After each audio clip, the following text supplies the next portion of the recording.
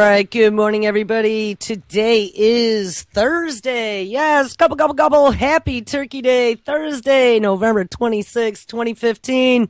And this is Before the First Cup with Jules here on UCY.TV.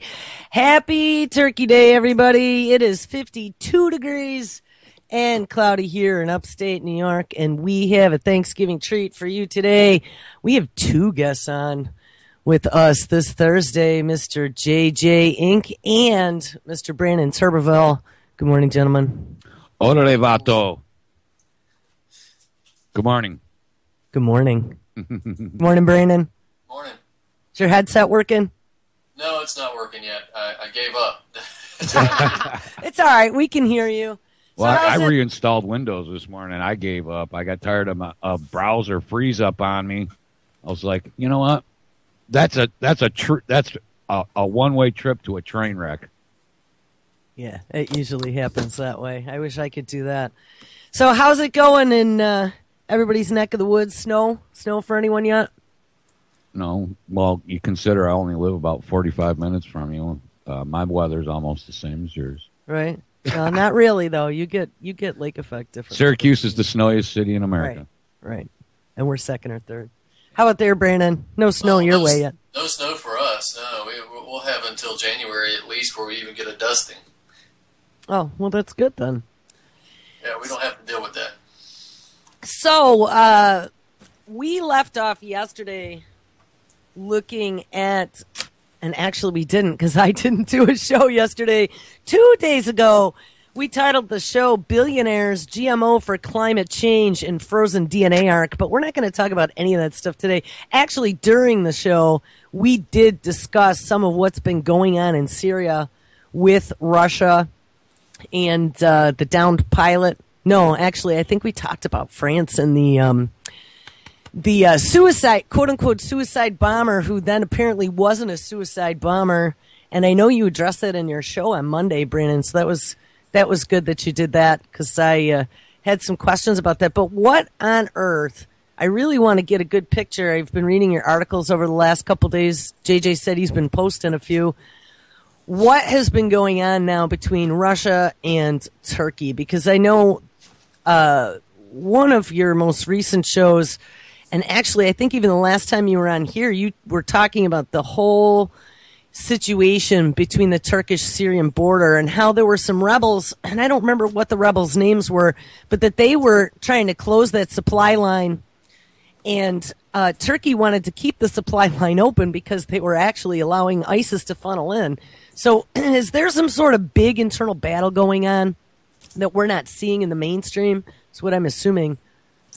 Well, in terms of the border, what I was mentioning were the Kurds. The Kurds have essentially seized the Turkey-Syrian border, except for this tiny little corridor that goes in the east near a place called Jarablus, and goes all the way to the west to a place that it's debatable, but Azaz or Efrin.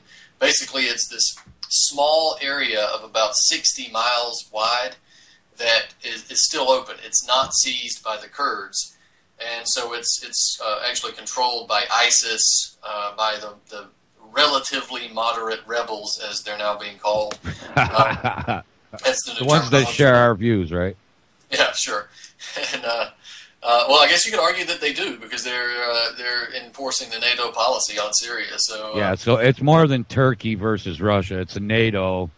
I noticed yesterday. I was browsing around. I noticed weapons from the Ukraine are now being found with ISIS forces.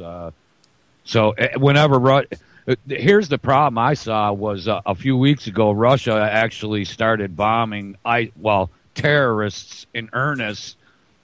We immediately, NATO started, and U.S. In particular, started dropping in, covert, what they would call advisors, and with these groups. So, and as a way to incite an incident. Then France happened. Now you see France has moved in an aircraft carrier into the region. After this happens in France, now it's all a NATO. We've got to kill ISIS by bombing railroads and hospitals in Syria. Somehow that there's a connection there. Yeah, that's precisely it. And if you look at this corridor, we're calling it the Jarablus corridor, and purposes of clarity, but this is exactly the area that Turkey and NATO have called for a safe zone. Right? They said they want a safe zone to protect civilians in Syria, so a place where civilians could come in and get away from the Assad regime and the fighting. This area, the reason they're trying to declare a safe zone in there is because they don't want the Kurds to seize that border. Because if the Kurds seize that border, then the ISIS supply lines are essentially cut from Turkey. This is the only place they can get in. Yeah. That's 60 miles wide. And, of course, we know that Turkey's been instrumental in pushing them in. They've been really one of the major operational forces behind making sure that ISIS gets in there. Well, and they always are. Turkey's where the oil's going. Listen, Turkey's where the heroin or the poppies from Afghanistan make it through. They come through Pakistan. They come through Turkey. You know what I'm saying? Turkey's always been an integral part now of the intelligence operations of the West, or have been. You recall Sibel Evans, right? Obviously talking about some of these things. You know what really gets me, Brandon, is I was reading an article where the Turkish national intelligence, the head of the intelligence, was saying, ISIS is a reality. We're going to have to accept that.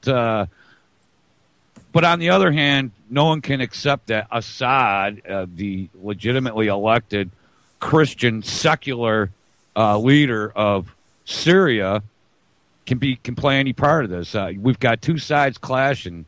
You've got the Western Zionist. We need to battle ISIS, but also Assad, who's battling ISIS. How does this all make any sense, Brandon? It only makes sense if you watch Fox News, right? Yeah, it doesn't make any sense if you're using any semblance of logic. But if you're not, then it makes perfect sense. Remember, I think it was General Allen. Was it General Allen that said that we may have to fight ISIS for 100 years? I think so. Forever? Yeah. So it's insanity. And as you point out, JJ, I mean, you have to accept ISIS as a reality. We're just going to have to live with it. But the Assad government, that's just intolerable. A real tolerance, real secular government, real peace in Syria, that's not tolerable at all. But ISIS can be the last secular Arab nation, really. So you mentioned the oil, the ISIS-controlled oil that gets shipped out. Nobody can figure out where this oil is going and who's buying it and where all this money is. They can listen in on every single phone call and every American citizen and know all the intricate details of their lives, but they can't figure out where oil tankers are taking processed lines of oil tankers, Brandon, that they say were like 30 and 40 miles long that could be seen from satellite. Right. A line of tankers so long it can be seen from a satellite. Well, obviously, that doesn't mean anything. But you could, 20, 30 miles long. How can you not see that? Yeah, this is the same story we were given when ISIS was marching across western Iraq, right? We just had no idea all of this was happening, that they were coming across in Humvees and Toyota trucks and massive convoys, but we just didn't know it was happening, even though you could have read the Iraqi press and saw that it was happening. But, a lot of people might be interested to know that one of the individuals who is responsible for processing this oil and receiving this ISIS oil and then selling it on the international market is Bilal Erdogan. That's the son of Recep Tayyip Erdogan, the prime minister of Turkey. In fact, no conflict of interest there. And his daughter, obviously. His daughter runs a hospital for terrorists in Turkey. Right? It's a hospital for terrorists and terrorists only. It treats rebels and ISIS fighters and sends them back into Syria. So this is why a lot of people are calling Erdogan now the caliph of ISIS, right? Because he's actually been very instrumental in promoting this. Of course, it's not centered in Turkey, of course, but in terms of this being a NATO plan, yeah, exactly. Turkey is part of NATO, so it's just an operational center because of its geographic location. and its ability to funnel terrorists into Syria. Yeah. Did you hear this, Brandon? That Hakan Fadan, I was talking about these. The Minister of National Intelligence there says further, ISIS, in regards to the jihadists in Syria, he says it's imperative that ISIS set up a consulate or at least a political office in Istanbul. I can't believe I'm reading this, really. Well, they might as well. I mean, they already have a consulate in Istanbul. To be honest, it's called the Turks. Yeah. So, the idea. It's funny how they're referring now. If you notice in the news media, they're referring to ISIS commanders as ISIS officials. Have you seen that? Yeah. ISIS Oh, yeah. They're. Except for when you're talking about dropping bombs on more Syrian babies and women, and then they're vicious beheading terrorists, and everyone must be killed. The whole world must gather together to kill ISIS. Kill ISIS. But don't kill the people that give them the money. Don't kill the people that train them, that give them their intelligence, that give them their marching orders. None of those people count. Because if you now, all right. So let's try to tie this in so that people understand. Now, there is a secular nation. It's called Syria. All right, and Syria stands there as a secular nation with no central bank, with newly found oil resources. And then there was obviously because of now here's the part that people don't really get. Well, the Syrian people were protesting. They were protesting, yes, but it was sanctions that were crippling their economy, and it was sanctions that were causing the price of heating and fuel oil to go up to the point where people were freezing to death. Then that's where this civil war began. It wasn't a civil war. Brandon can explain this to you better than I can. It was a legitimate, Jules mentioned a couple of weeks ago, AstroTurf movements. Well, this began, in my opinion, as a grassroots Syrians, and then became an AstroTurf, George Soros, NATO, Western, Zionist, Greater Israel plan. But those are some of the reasons, because they are not an Islamic state. They are a secular state. Assad is a Christian, whether that matters or not. In a secular state, it really doesn't. I didn't realize he was Christian. Yes. He's not. He's Muslim. Oh, is he Muslim? I thought he was a Christian. Alawite. Yeah. Huh? He's Alawite. Oh, well, don't listen to me then. Well, close, but still, though. Secular Close. Nation. All right. No, it's not. Alawite and Christian. But are they, I guess, as compared to where? Like Saudi Arabia? Well, there's a lot of Saudi things. Arabia is pretty secular also. No. No? Not secular at all. Yeah. Well, they're theocracy is what they are. Yeah, they're a brutal theocracy. They're the state version of what ISIS would be, right? This is the place where they crucify people for witchcraft and for insulting the prophet and all this kind of stuff. It's a really savage, barbarian place to live. It's a monarchy. And they practice the Wahhabi Sunni, which is totally radical. Yeah, it's a total police state theocracy. There's nothing secular about Saudi Arabia at all. Yeah. They're, one day maybe there will be a destabilization of Saudi Arabia, and I think that Saudi Arabians would probably be better off. Yeah, I have a feeling that's why they're destroying Yemen right now. That's it, actually. That's exactly what they're trying. Why don't you listen? I'll mute myself for a second here. Why don't you go over the bullet points? I made myself sound like an idiot by claiming that Assad was a Christian. But at any rate, there was a pipeline, that was supposed to go through Syria. The Syrians didn't want it. There was the fact that they are a secular nation. There's the fact that they don't have a central bank. There's the fact that they have found new oil resources in their country. Those are some of the bullet points that I would bring up, and that is just prior to the AstroTurf civil war where a lot of people banty about this 250,000 dead Syrians, and he gassed and barrel bombs. That's all lies.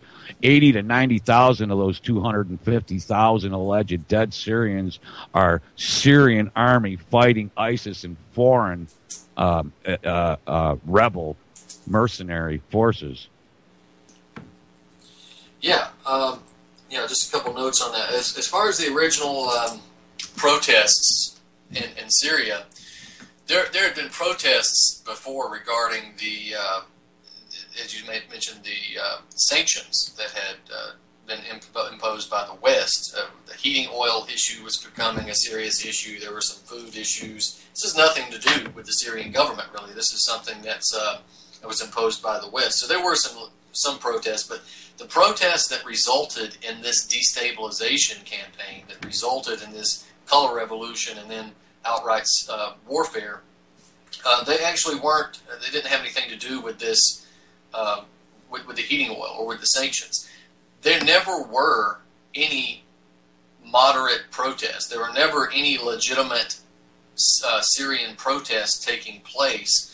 What this was it was violent from the word go. Oh, yeah. These guys were on rooftops sniping at women, at doctors, at school children going into school. They were shooting random Syrians. They were taking out police, Syrian police and Syrian military whenever they were there, whenever they finally got there.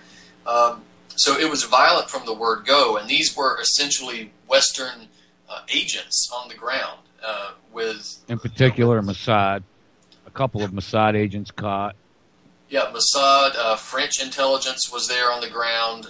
That was reported early on. The Syrians actually captured the French intelligence agent, and they gave them back. There were 13 of them, and they gave them back. The Iraqis captured an Israeli agent. Now, can you tie this in with Ukraine? Because I've noticed that one thing that I want to mention real quick is over the last, 6 years, I covered story after story of armories in, say, Kuwait and armories in Libya and Iraq, where 20,000 M16s and ammunition with shoulder-fired rockets and other ammunition and other munitions have been stolen.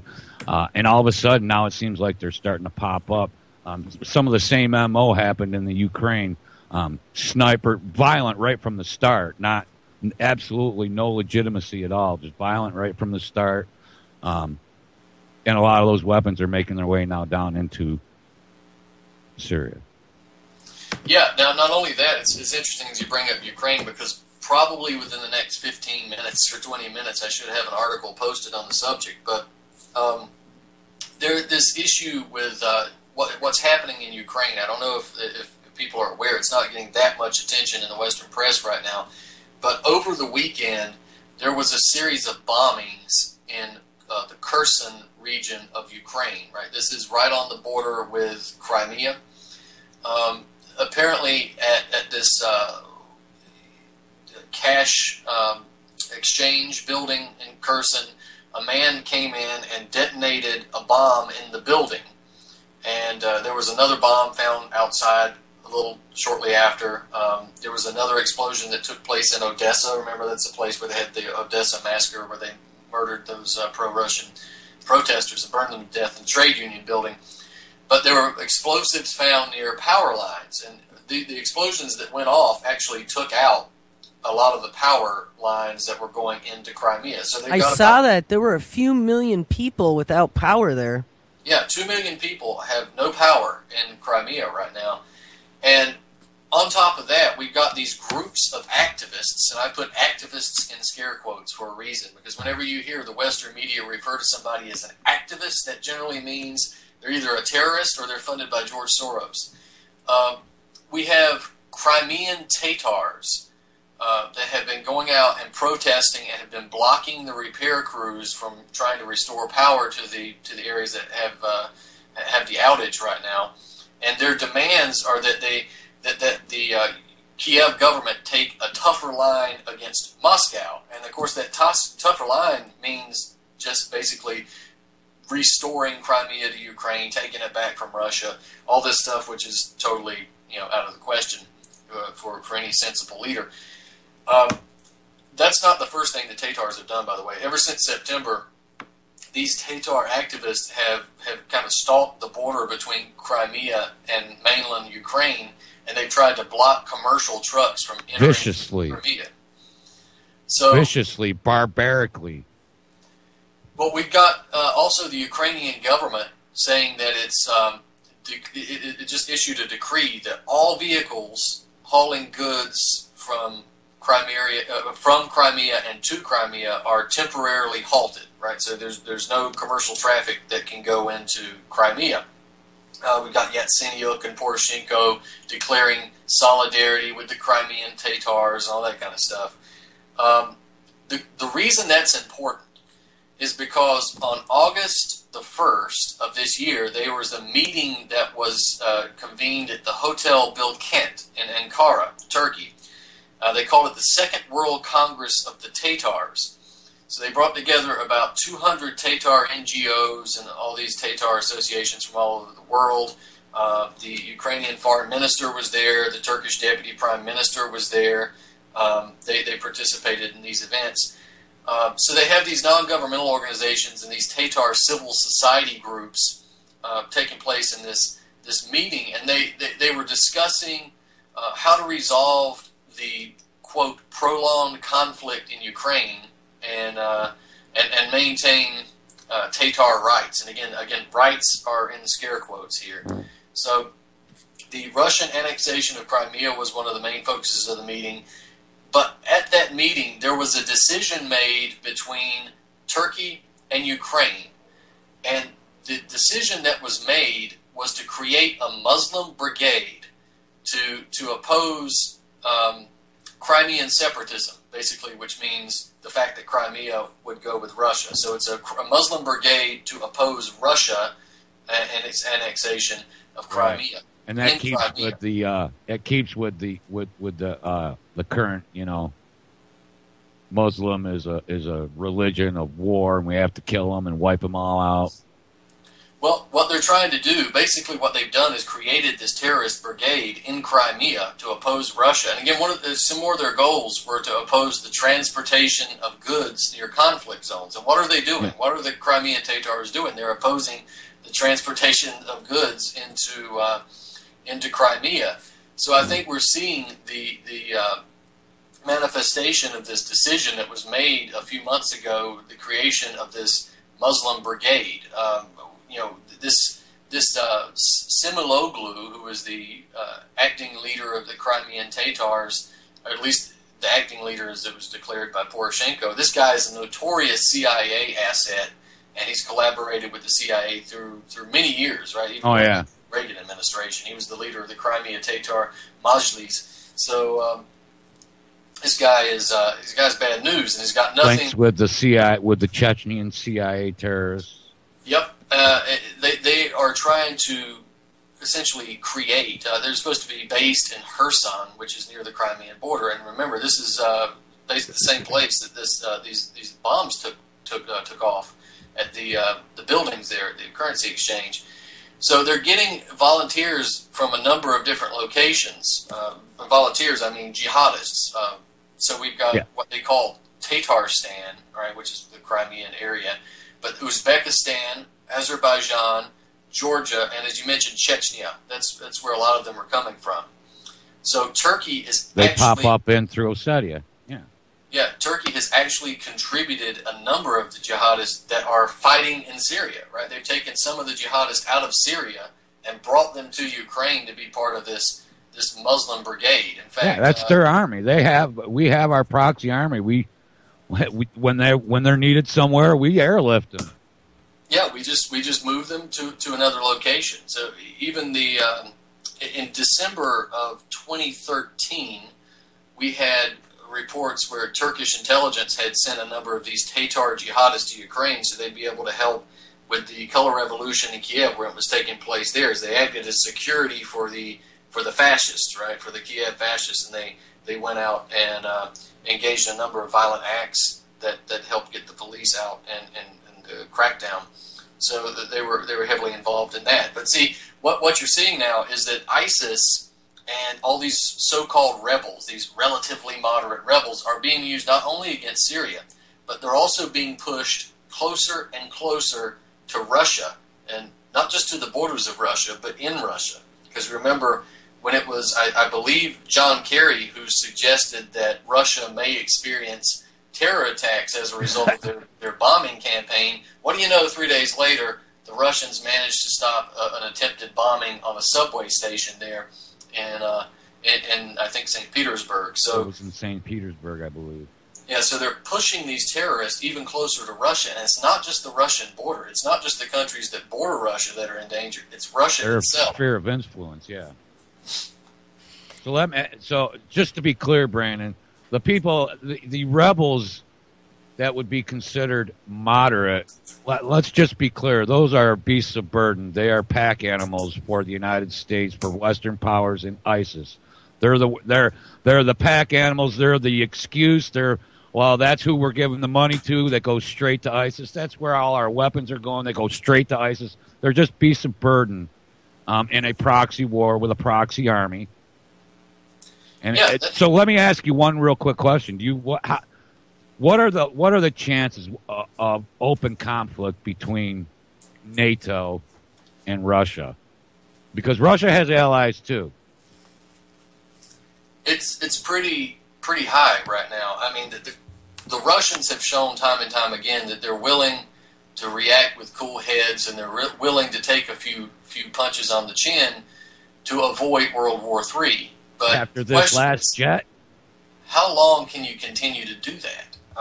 But before it becomes an issue, before you actually embolden the opposition, being NATO.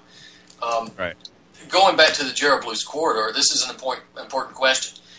In terms of military strategy, that corridor has to be shut down. If you don't shut that down, it's lost. You're going to be fighting this for 100 years because the terrorists are going to continue to come down the Turkish corridor and go into Syria.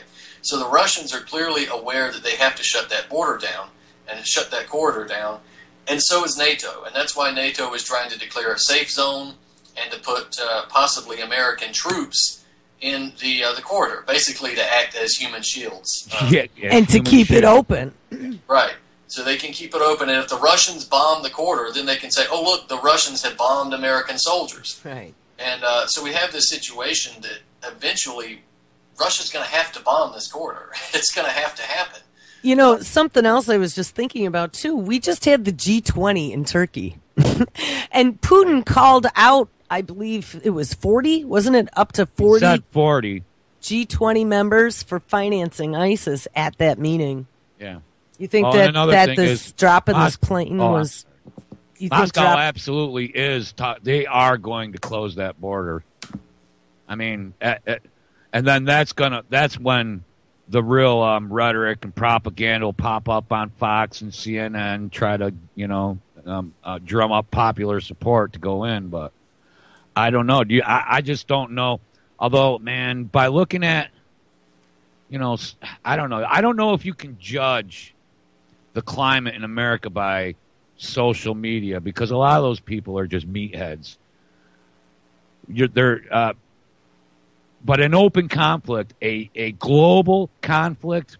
Do you think that Turkey dropping the Russian plane had anything to do with some of the things that were said at the G20, is what I was wondering. I think they dropped that plane because Russia was getting close to bombing that corridor. They were getting ready to shut down the oil supply, the illegal oil supply, all that. Same thing. It happened. Remember, there was an oil for food embargo, right, in Iraq, and most of the money in the oil that was bought on the black market was bought by by names that you would recognize, companies that we would recognize. And the same thing's happening here. And I think that's why. But, that to me, that is just that's outward aggressive provocation. And Russia right now are probably deciding what they're going to do with that little 70-mile corridor. Well, I hope they bomb it soon. And I do think that the reason that Turkey brought down that jet was because, quite simply, ISIS is losing. Ever since Russia got involved, ISIS is losing. There's no stalemate anymore. So all this garbage about how ISIS are they're supermen and they can't be defeated and it'll be a battle that lasts forever, that's all garbage, because as the Russians have proven, after a few weeks of bombing, they start running away and they start doing other things. Dressing as women. As Webster Tarpley put it, you cut off that supply line, they'll wither and die on the vine. And that's exactly right, and that's why it has to be done. Go back to Iraq. Well, they just there was a victory. The Iraqi army, in concert with I do believe the Kurds, have essentially cut part of that caliphate in half now, because they've essentially come up and they've caught one of the highways where that's being used for transport. They've caught a larger city, and they've cut that Iraqi version of the caliphate now in half. So you've got it's split on the eastern part. So it's two places now, right? You have this Iraqi version of ISIS and the Syrian version of ISIS, and if they can hold that split, that's gonna hurt them a great deal too. So again, that's the reason that you have this Turkey bringing down the Russian. It's really going to heat up there too, Brandon, because now there's a bottleneck. There's a rebel bottleneck, and it's in Turkey because the Kurds aren't playing. That's right, and the Kurds want a Kurdistan, so we should never forget that the Kurds want a Kurdistan, and that's going to play into this issue as well. Turkey will not allow there to be a Kurdistan if it has its have its way, and that is going to cause some conflict as well. That's why Erdogan is a total fool for playing along with the NATO agenda, because that's ultimately going to come back to bite him. But the jet was also brought down because there's this intention of making the Russian people realize that if Russia continues to bomb ISIS, that there will be consequences for the Russian people. That's what the message is here from NATO. That's why we have and the U.S. just didn't we just jet come down. Oh, sorry to interrupt you. Didn't we just vote to continue the sanctions against Russia? Wasn't it just the other day here?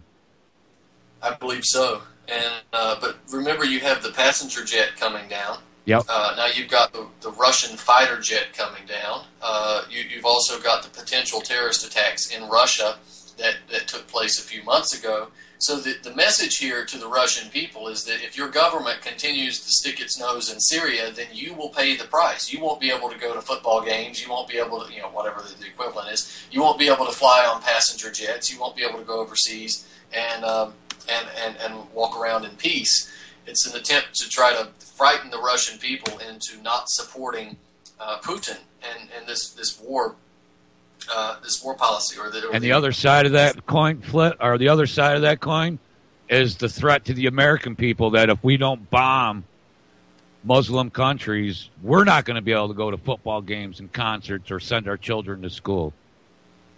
Right, and of course the great irony is that we've been bombing for 14 years, and the likelihood of being conservative estimate is 4 million dead and probably 15 to 16 million displaced. Yeah, so this is the propaganda. By the way, I should just throw this out there for people who are listening.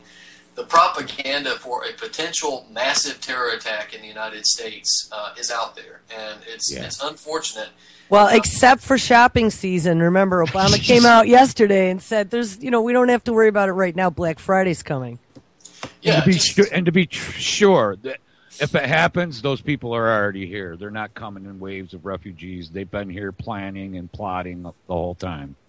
Exactly, and 2 points I want to make about that. First is that if something like that happens in the United States, the fingers should be pointed at Washington, D.C., and not immigrants and not Muslims or any other scapegoat group.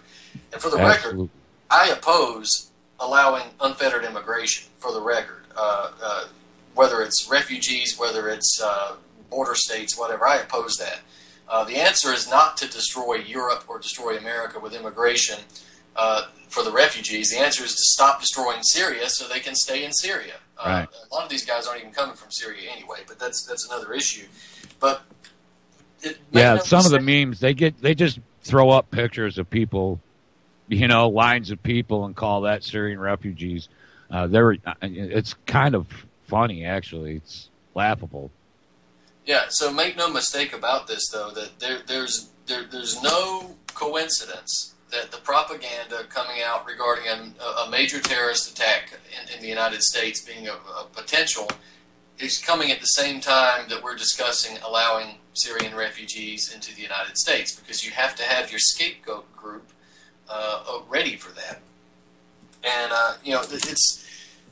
we've been seeing this for some time with people like Dick Cheney saying that what if a terrorist brought a nuclear weapon on a flatbed truck and detonated it on the Beltway? And it was a pretty specific warning. Yeah. But you've got Lindsey Graham, for which I apologize to the world that he comes from South Carolina. But, apparently no matter how hard we vote against him, he still wins. So it's one of those situations. He said that if we didn't bomb Iran, that we'd get a nuclear bomb in the Charleston Harbor. So we get a lot of propaganda coming out through Hollywood about these types of things. And if it does occur, I'm afraid the American people have been so propagandized and so divided and so radicalized in terms of religion or race or whatever other little group that they're a part of, that I'm afraid this is going to have devastating effects. I think it might be worse than what happened on 9/11. Yeah, it is. I agree with you, dude. Totally. Not only that, but the rhetoric it's at the levels. And I've been saying, I've actually been saying this for a few years. The next big false flag to happen here is going to lock down travel. They're going to restrict travel all across the country. So, well, I saw a video yesterday too that was talking about being inside the ISIS propaganda machine, and you want to talk about propaganda boosting more propaganda. I couldn't even get over what I was watching, and so these quote unquote mainstream journalists were showing this new ISIS video that had come out, and they're going, oh, and look at the production quality. It is never before seen in this high of quality with special effects. And there, insiders who have come out of ISIS have said that they film it like a Hollywood movie. And yes, they admitted some of the executions are fake just for some of these films that they do, and they do take after take. But how amazing it is that it looks like Call of Duty, like, you know what I mean? And to me, it's just ridiculous that anyone would even believe that you have people out in the middle of the desert making high quality Hollywood freaking films to sell their stuff. And they're saying that this is exactly why, it's calling jihadis from all over the four corners of the earth, is because they have such an amazing production quality of their ISIS videos. Yep. Yeah. And it's funny also that we have apparently big Hollywood sets out in the desert that we just can't find out how to bomb either, right? Right. Notice that ISIS now has a magazine. Yeah, I've seen that. Full closet. They got an RSS feed, dude. They've got so, I mean, they do interviews with famous jihadists. You know what they don't have, ISIS? They don't have crayons on them, but they do have checkbooks. All of them. And apparently indestructible passports. But yeah, right. It's a shame. It's a shame we can't outfit the military and stuff with that. We wouldn't have lost thousands of people. We should build cars out of the material that. Yeah, man. Syrian Sunglasses, everything should be made out of Syrian passports and Saudi Arabian passports too. Yeah, the stuff is. That's where the Syrians got their passports. Must have been from Saudi Arabia. The original bomb-proof, fire-proof, bulletproof, nuclear-proof, sun-proof passport. Yes, but these propaganda machines, are just unbelievable, because they're saying that this Dabiq magazine now, it's like the Islamic or jihadist version of People magazine. Yeah. They can't figure out how to shut this down. Now, if you go to have a protest for to stop the drug war, or you want to have a protest against the private bankers or something, you can get your Twitter feed shut down, you can get your Facebook feed shut down, but if you're a terrorist who wants to bomb something in Paris, or you've killed a few hundred people in Syria or Iraq, they just can't figure out how to shut the feed down. I'm sorry, that's ridiculous. And there's also the question of these trucks. I don't know if you saw this recent U.S. bombing of some trucks in Syria. They were oil tankers, supposedly, right? They were all just sitting out there pretty in the middle of the desert, just almost like they wanted to be bombed. And the Russians had been bombing actual oil tankers for quite some time. That made the media, so the U.S. government had to play catch-up, right? They had to explain why they haven't actually been bombing the source of ISIS revenue this entire time. So now they decided to bomb these trucks. But don't worry, they didn't kill any innocent civilians because they dropped leaflets down to the ISIS oil trucks to let them know that they were going to bomb. And then they came back later, and then they bombed trucks, and there was no one there because they didn't want to harm civilians. It's a pity that they didn't drop the leaflets down over the millions of people that they slaughtered in Iraq before they did that.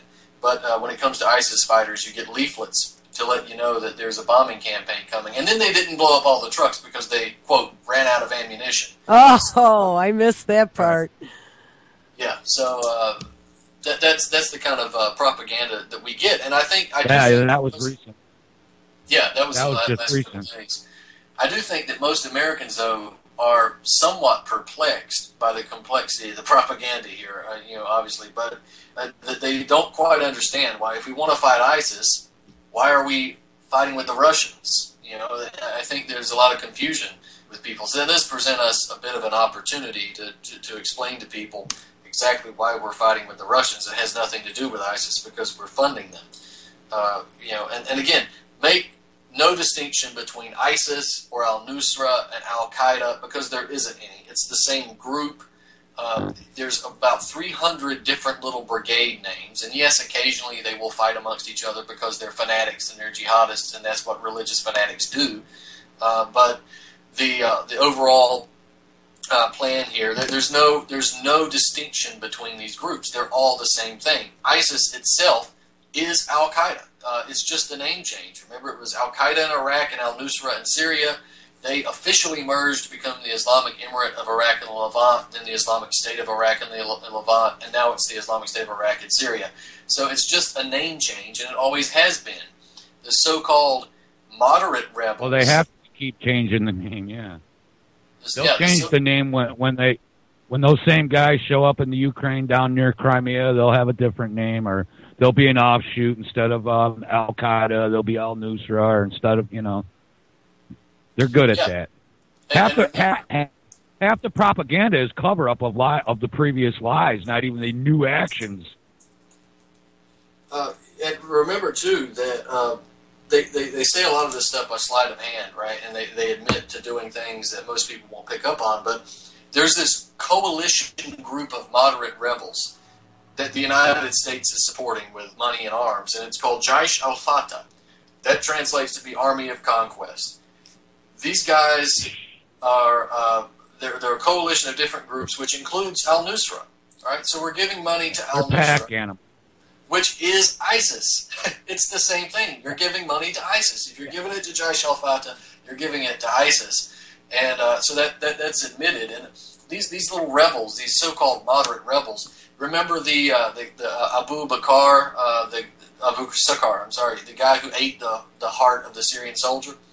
He was a moderate rebel who belonged to the Yarmouk Brigade, which is a brigade under the Free Syrian Army that we're supposed to present as moderate rebels. These are the guys that are moderates. Harakat Hazam was a group that the United States considered moderate rebels. They had pledged their allegiance to ISIS, and as soon as we gave them weapons, they marched off and shook hands with ISIS and went off to kill civilians and Syrian soldiers with those weapons. And there is no moderate rebel in Syria, and there never were moderate rebels in Syria, and there's no difference between these groups. Call them whatever you want.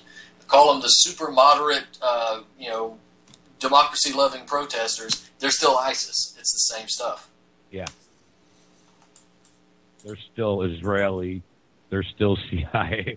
I just go back to Mossad and CIA. They're everywhere. They're all over these little groups. Yeah, absolutely. People Remember, don't get Israel it. was Here in fought. America, in the 80s, the CIA set up NGOs in almost every mosque in America.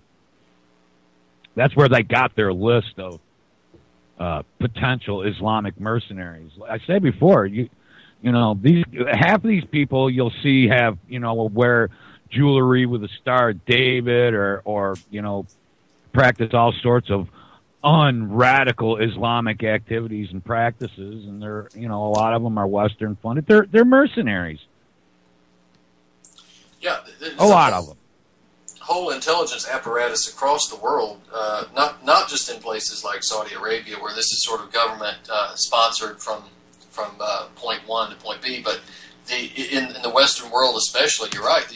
A lot of these mosques have been infiltrated. A lot of the Christian churches have been too, but a lot of the mosques have been infiltrated by FBI, CIA agents, organizations like the State Department's U.S. across the world have close to CIA. And so you get these Brixton Mosque type places in England where these guys are known to produce terrorists. And it's funny, again, if you say something that's not politically correct in France, you could be thrown into jail.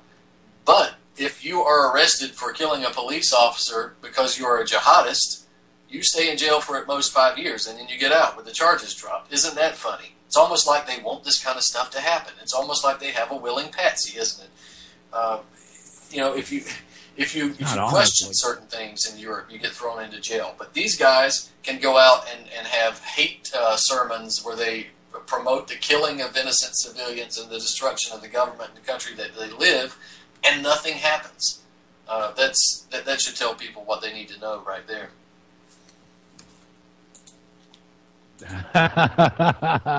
It should, but most people don't even know that, dude. And you can't even tell them that because they put their finger in there and go, la, la, la, la, la, la, la. Because that, to them, is scary. That they can't make sense of Fox News.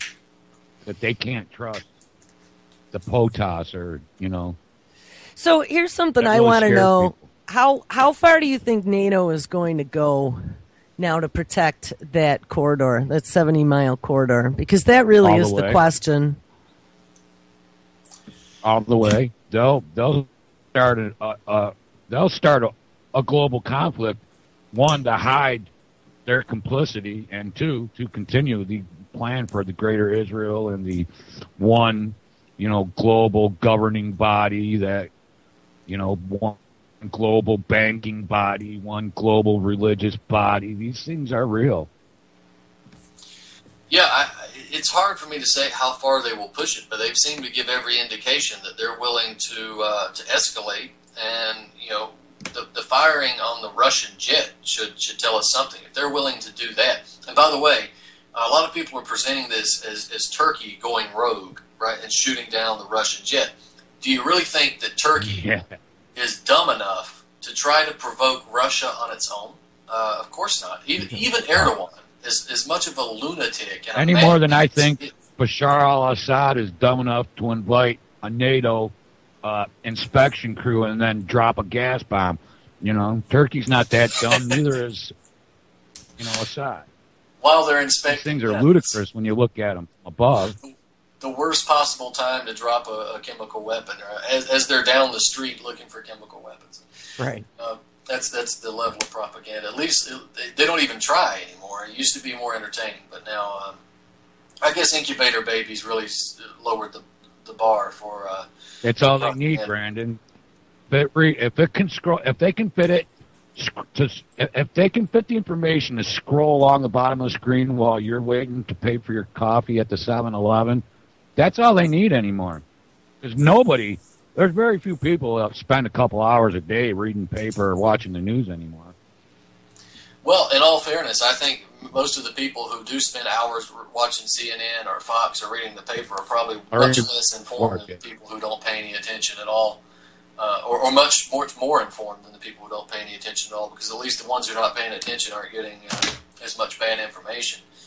But right, but you know, with the rest of the general public, they can just use a few keywords and they can drum up support. You know, they just say, you know, ISIS or Muslim or Islam, and you know, people are ready to close their borders and take away everybody else's guns. And yeah, well, the average American doesn't know that the difference between Iran and Saudi Arabia. All they know is that they're all Muslim and that they deserve to be killed as a result.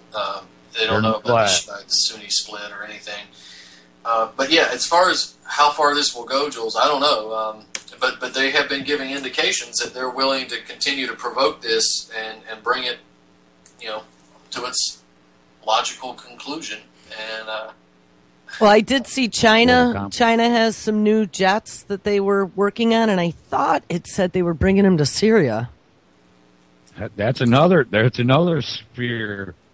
China and the South China Sea and their man-made islands, with Japan and NATO powers acting provocatively, along with China. I mean, things are heating up all around. Iran has been very quiet, by the way. That? Yeah, they've been quiet, and they're trying to be quiet, I believe, because they want to get. They know what's in store for them, but they're trying to get this deal to go all the way through, which I think, by the way, that you'll see within the next couple of years, at the longest, that you'll see some whining and complaining that Iran hasn't met some minute, silly detail part of this deal, or that they have backed out on a deal that, you know, on some detail that didn't really exist. It won't matter by then. The American people. 2016 after the elections. Yeah, after the elections is probably when it's going to go down. And I think regardless of who we get elected president, the new president is going to start cracking heads. Remember, what we get from the propaganda outlets is AIPAC's that already working on the new one. Yeah, Obama's supposedly weak. You know, the Fox News people go way out of space. They say he's a puppet of the Muslim Brotherhood, and he's a Muslim, and he's a jihadist, and all this kind of stuff. It's ridiculous. But none of them will spit the word communist out. No, and but see, this is the propaganda that you get, right? That he's weak on terror. He won't fight ISIS. He won't fight anybody. He won't stand up to Putin.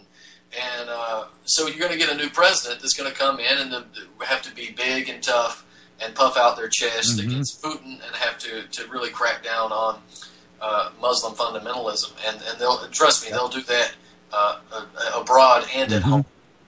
And it'll affect every single one of us. With AIPAC cheering the whole way. Yeah, exactly. So,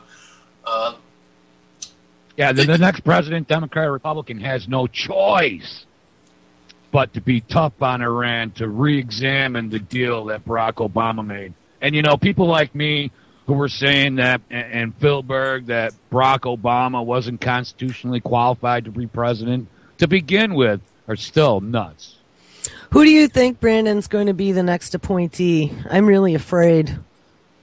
You know, again, it's hard to say. We're still a ways out, but you know, Hillary's gaining more traction. I know. Why? Yeah, every day people remember less about her past.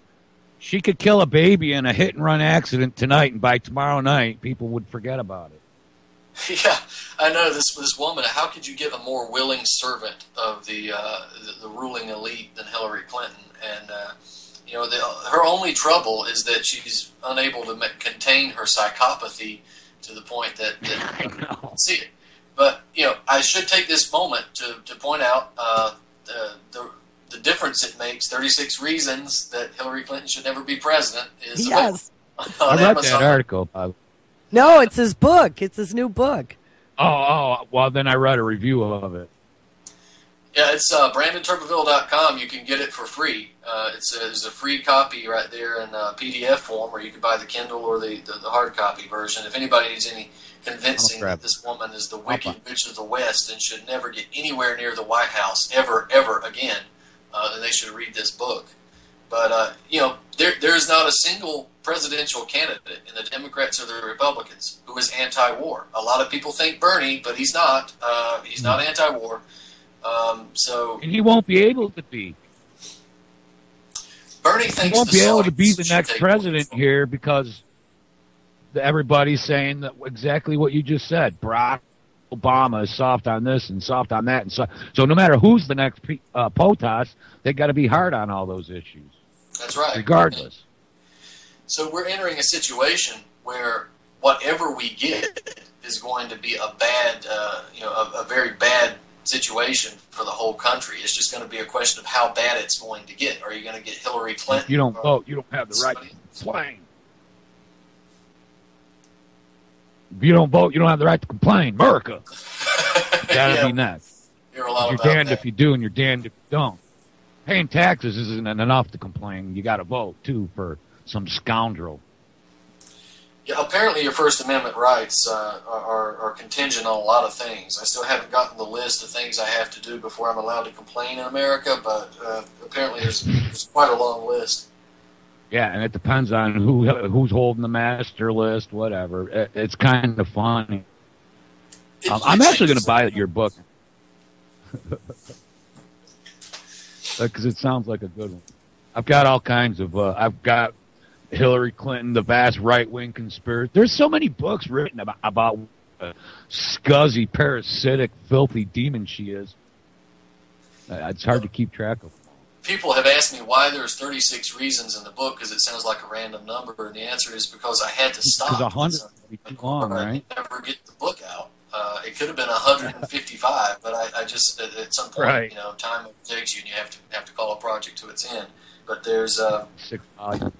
plenty of reasons that she should never get near the White House. And it's also funny that in the time I started the book to the time I finished, she changed her positions on 2 issues twice.